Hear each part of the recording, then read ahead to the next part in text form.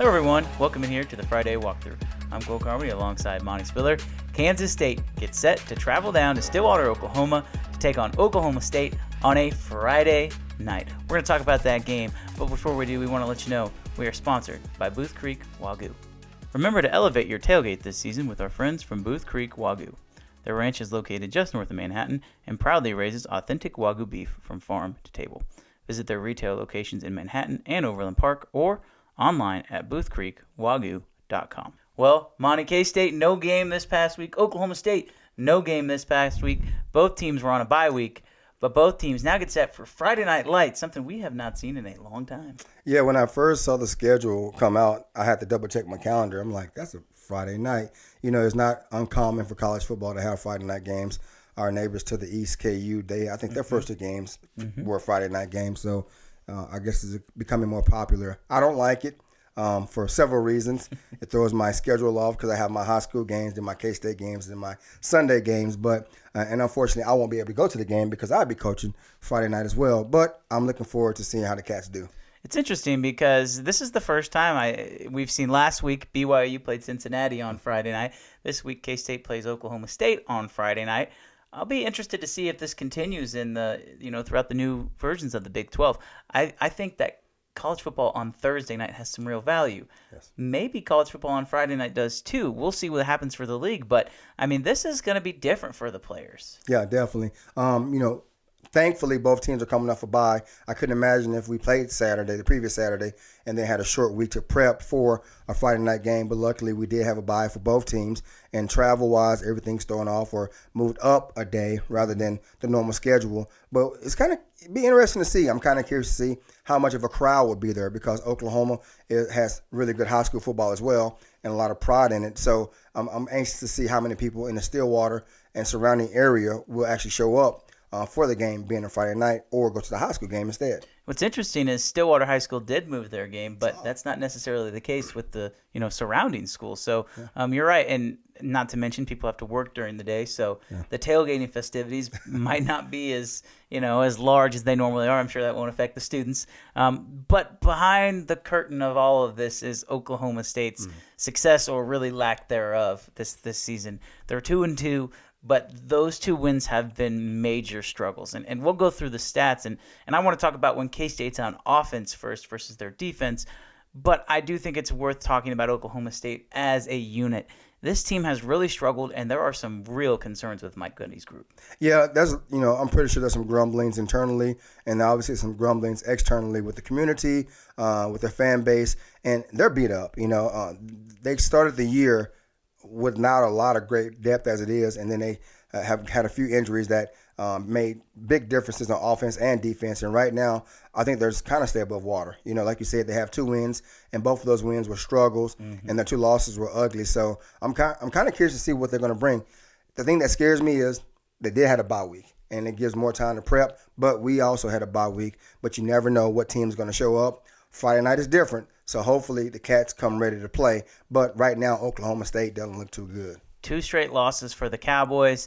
South Alabama at home, just an embarrassing game, really. Shout out Michael Smith, former K-State Wildcat receivers coach. My guy. Receivers coach at South Alabama was able to get that win, and then obviously they lost to Iowa State in just a really ugly game. Not 2 very good teams in that one, but Iowa State found a way to win. I want to talk about this K-State offense now. Treshaun Ward, likely back for K-State. Saw that. RJ Garcia had to come out of the game, but he is also likely back for the Wildcats. This is the healthiest this team has been on the offensive side of the ball all year. As well as we played against Central Florida, especially the running game, I don't think it was a complete offensive show that we are capable of doing. I want to see our receivers do well. I want to see Ward have more touches, obviously, being back and healthy. But I feel like there's so much room for improvement, even though we're playing well, and this is the perfect game for us to improve. There's no question that the receivers haven't lived up to the expectations of a lot of fans and probably the coaches as well. I think they would tell you that. With DJ Giddens having the breakout game he had and Treshaun Ward back now, what do you think about some 12 personnel? I feel like getting both of those guys on the field at the same time. Seems like we've been trying to call for this for the past 2 years, but now more than ever with the dominant run game effort that they showed against UCF, That seems like something that could really be in the cards this week. Oh, it can be, and the key part is, having two backs back there is great, but having a mobile quarterback also as well helps out. We all know that when healthy, Will is just as mobile as any other quarterback in the Big 12. He showed it the last game, even though everybody expected him to be a little gimped up from the previous game, but he showed that he still can run, and he ran hard. So that's a great opportunity to potentially have 12 personnel back there and be really good with it. And you want to have both guys on the field. Rotation is great and fine, but if you have two dynamic players on the field at the same time, that gives you a better advantage of putting up yards and points. I think the impressive part about DJ and Trayshawn both is their ability to catch the ball out of the backfield. Yeah. People were talking to Will Howard today, and he said last year after DJ made a really good catch against TCU on the road, they came back and said, "Hey, DJ, nice catch." And he goes, "Thanks. That was my first one since middle school." This is a guy in DJ Giddens who doesn't talk much, but he definitely has the ability. And so I think if they're able to use DJ and Trayshawn as pass catchers out of the backfield, not only are you making Oklahoma State respect the run, but they have to respect the pass as well. And we always talk about how Ben Sinnott is a matchup nightmare. But when you have two running backs who have the ability of receivers as well, it's going to be really hard for those defensive coordinators to decide how they want to manage those two running backs and the tight end. Yeah, I agree. And I think this is the first game in not a while, but the last couple of games that we have matchups across the board, in my opinion, offensive versus their defense. I feel like our offensive line is better than the defensive line. I feel like our receivers are better than our DBs, and I feel like our running backs are better than our linebackers. So I think we have choices, options. I'm sure Coach Klein will have a great game plan moving forward. The question is, who do we want to make our main priority? How do we want to get our points? What do we want to work on? What do we want to put on film moving forward? That's the question, and a lot of that takes place in the meeting room going forward. So I'm anxious to see what kind of game plan he has. I won't be able to see the game live. I have to watch it recorded, but I'm anxious to see what they do. And one thing about Oklahoma State, new defensive scheme this year. They are now running the 3-3-5. Seems like every team in the Big 12 has gone to that. I want to get into that here in a second, but they haven't exactly done it very well, Monty. The results have not been good for this defense. Very bad in the red zone. They're 68th in the country in the red zone, and same thing on third down defense. Yeah. That is two areas that K-State has had a lot of success of on offense, is in the red zone and on third downs. That seems like a matchup that if K-State is able to exploit, that could really shift the tide in their favor. It could, and you talked about the 3-3-5 defense. It's a very popular defense, especially in a pass-heavy conference like the Big 12. Iowa State was one of the first schools in the Big 12, if not the nation, to make it very popular. And the biggest difference is, as well as K-State now, but the biggest difference is when Iowa State had so much success, they had the Jimmies and Joes. They had the guys that could play, personnel that could line up, be athletic enough to be there when you need be. And it's a great scheme if you have the guys to do it. And right now, Oklahoma State didn't have the guys to do it and to do it successfully. And like you said, they struggle. And until you get the right personnel in there, no matter what kind of scheme you give, it's not going to be successful. And it's hard because you have to recruit a specific type of player to run that defense. That's not to say in 2 years that this Oklahoma State defense won't be really successful in the 3-3-5.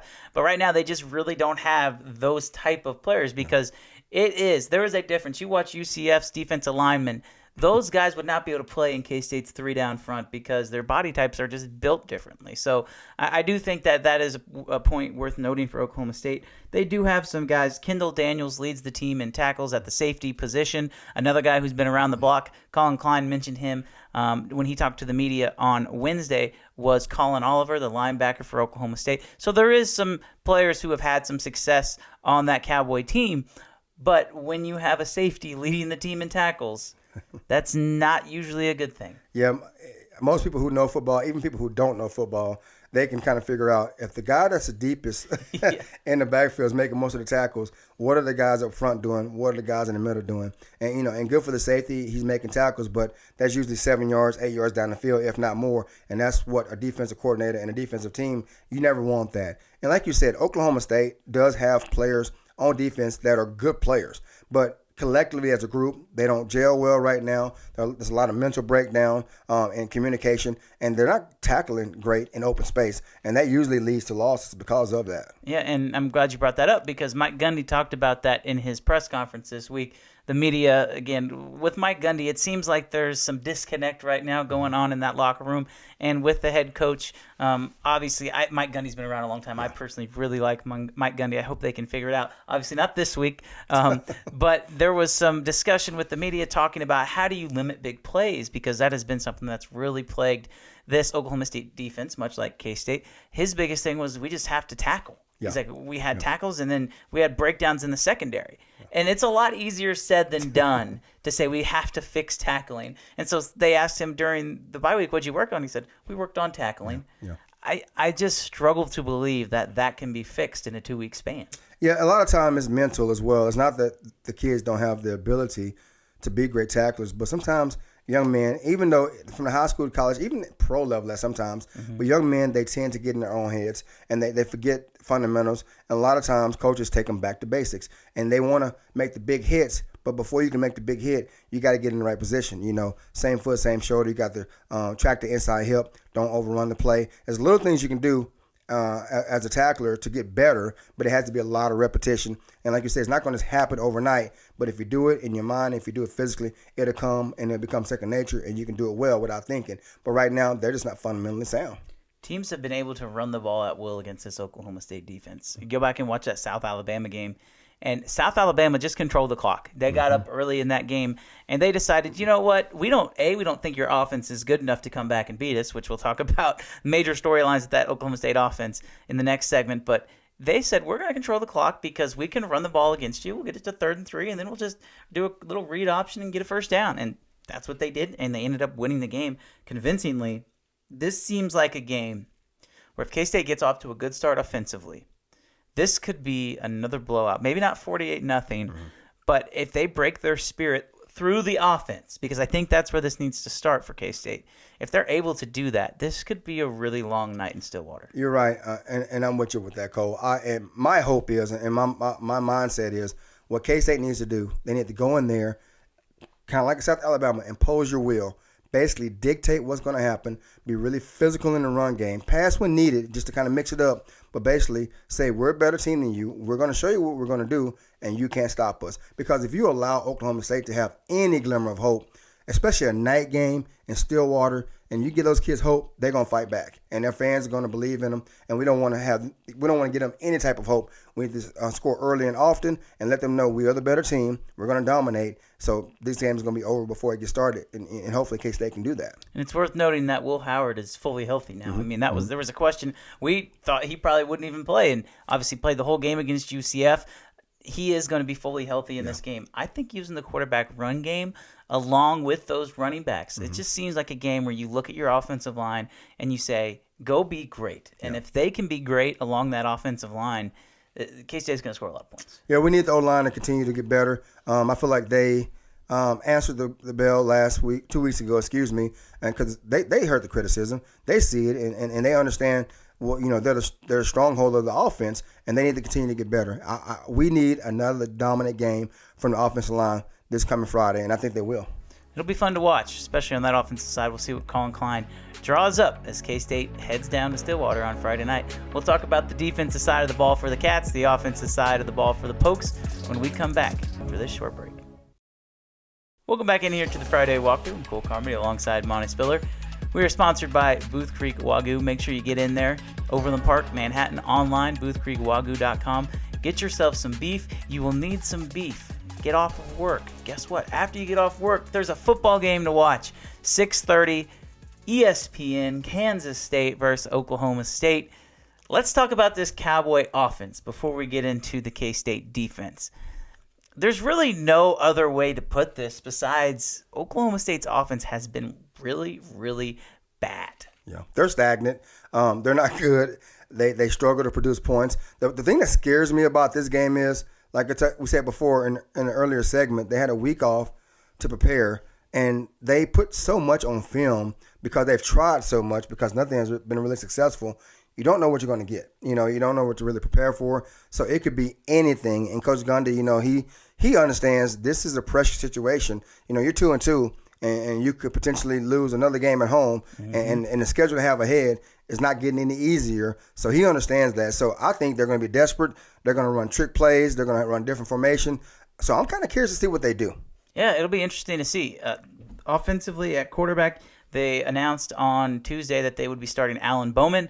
Started his career at Texas Tech, played a lot of football there. Transferred to Michigan, was a backup. Comes to Oklahoma State. He's been in college. This is his 6th year. He's played a lot of football. Seen a lot of different pictures. There's not going to be a lot that's going to fool him. But the stats this year have not been very good for Mr. Bowman. 2 touchdowns, 3 picks. As a group, Oklahoma State has played 3 quarterbacks. And up until the Iowa State game, Monty, they played 3 quarterbacks every single game, those first 3 games. Four drives would go to Alan Bowman, 4 drives would go to Garrett Ringgold, and 4 drives would go to Gunnar Gundy. And if there was any drives left in the game, they would figure it out from there. But that's how they did it. They decided on Alan Bowman. Have you ever seen a team be successful and play 3 quarterbacks? I have not, and I'm hoping they keep that same system come Friday, because if that's the case, nobody can get in the rhythm, and K-State hopefully can rattle all 3. So, no, that is odd. But, I'm not an offensive genius by any means, so what do I know? 5 touchdowns, 4 interceptions for the quarterback room as a whole. They're just searching for answers right now. It makes sense that they want to go with the veteran and Bowman. He has done some good things, more of a check down guy. The big plays just have not been there for Oklahoma State. And if you're a K-State fan, that's got to make you feel good, or maybe it makes you scared, because Oklahoma State traditionally has been a throw the ball down the field kind of team. K-State's obviously given up some big plays on defense. But this year, Oklahoma State has lived in the mid-range, and it's not even so much on the ground. It's just those short intermediate routes. I feel like if that's the game plan against K-State, that's not going to work. No, and I think Oklahoma State will be forced, because, like you said, Oklahoma State has a history of having dynamic quarterbacks, up-tempo. They can speed the game up. They get 10 yards on the line right away, another 10 yards, and then before you know it, they're scoring a touchdown. Not the case this year, you know what I mean? And they can afford to go up-tempo because they understand they want to slow the game down, try to limit as much time to keep K-State's offense off the field, because the defense probably not going to hold up, so they have to go different. So I don't know what their plan is going to be. I'm really curious to see what they come out with.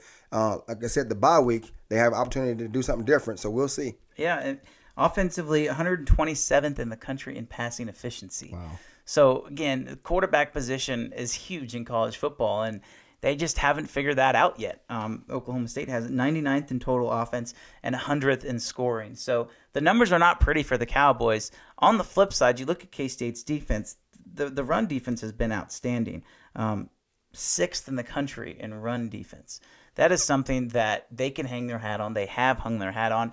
And if you take out some of those big, long runs against Missouri, Troy, and then UCF, this is a top 3 team, maybe a top 2 run defense in the country. Either way, you've got to be feeling really good if you're a K-State fan. I am, and one of the things that makes me happy about the fact that we're playing Oklahoma State on a Friday night, a down Oklahoma State team, it allows our young linebacker group to get thrown back into the fire, a full game against, I'm not going to say a less opponent, but a less stressful situation. And they can learn and see how a game tempo will be. And more game time they get, more game experience they get, the better they get. And they'll be ready for the long haul. So I'm really excited about that for our linebackers group. Glad you mentioned that. Another young guy, Austin Romaine, going to get the start again. Jake Clifton, we did not think he would play against UCF. Apparently, he had a great week of rehab, great few weeks of rehab. He actually played against UCF. That's going to be another guy along with Desmond Purnell. Those 3 young guys are going to be really the ones that carry the load, along with, obviously, the veteran Austin Moore in there. But they did lose a linebacker, Asa Newsom, most likely out for the year. Chris Kleiman said that he would end up redshirting. He got hurt in practice. So that was a guy who was on the 2 deep that won't be seen in the field. But other than that, you look at this linebacker room and man, this just feels like a great opportunity for guys like Austin Moore and Desmond Purnell to really make some plays. Mike Gundy talked about K-State's front 7, and when he mentioned it, he said, you know what, they run the same defense they have. They're not as experienced, but they still create those havoc plays. He knew who Daniel Green was. He knew who some of those defensive linemen were. He called Desmond Purnell number 32. Either way, Desmond Purnell is making a name for himself. He is, and I'm happy to see another local kid. You talked about him in previous shows, and I'm happy to see him make a name for himself, and he's a leader. And it's one of those guys, like, it's funny, a lot of the K-State guys, they have really good personalities, but they're really quiet guys. And it's fun to see these guys grow, because Desmond came in as a safety, and he's now a linebacker, and that speed translates well to his position. They can blitz him. They can have him drop in coverage. He's a great spy on quarterbacks if need be. So I look to see him continue to improve and become a leader in that linebacker group and on defense as well, because he's only a redshirt sophomore, correct? Mm-hmm. Even though he's a redshirt sophomore, he's still young, and the other guys that are playing behind him are even younger, either true sophomores or true freshmen as well. So the future looks bright for K-State linebackers. As it relates to this game on Friday night, I'm very curious to see what Oklahoma State does. Maybe they'll throw those mid-range passes, but when you look at their run offense, their leading rusher is Ollie Gordon. He's a good back. He has 230 yards on the season. Oklahoma State as a unit has 487 total rushing yards. Now, this does take into account sacks, which is a big thing that Oklahoma State has struggled with. The quarterback has been sacked a lot, and Mike Gundy talked about that, saying the offensive line has to play better. He says if the offensive line plays better, then everything works better. And I agree with that, but you still got to have guys who can make plays. With that being said, 487 total yards for Oklahoma State on the ground. Kansas State has rushed for 794 yards. Yeah, the contrast is very apparent right there. And Mike Gundy, he's a great coach, like you said. This year's a down year, and he's right. The O-line has to be better. And I can see Mike Gundy potentially rolling the pocket, having an H-back back there for extra protection because you have to. But even when they do go spread or even empty or 2x2, your O-line has to hold up. And I can see Khalid Duke having a heyday. I don't think anybody on the line can block him one-on-one. And when he brings pressure, he's gonna make the pocket collapse, and the quarterback has to make a decision: do I step up into those young linebackers, or do I get out and try to make a play? But either way, I think that's gonna be better for us than Oklahoma State. There's two ways of looking at this for K-State's defense. Do you want to blitz and try and make Alan Bowman make a split-second decision and maybe make the wrong one?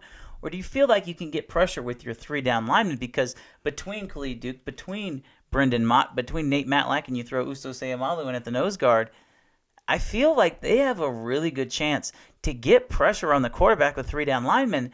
And if they do that, man, it just opens up Pandora's box defensively. It will, and I think Coach Klanderman will probably do a mix of both.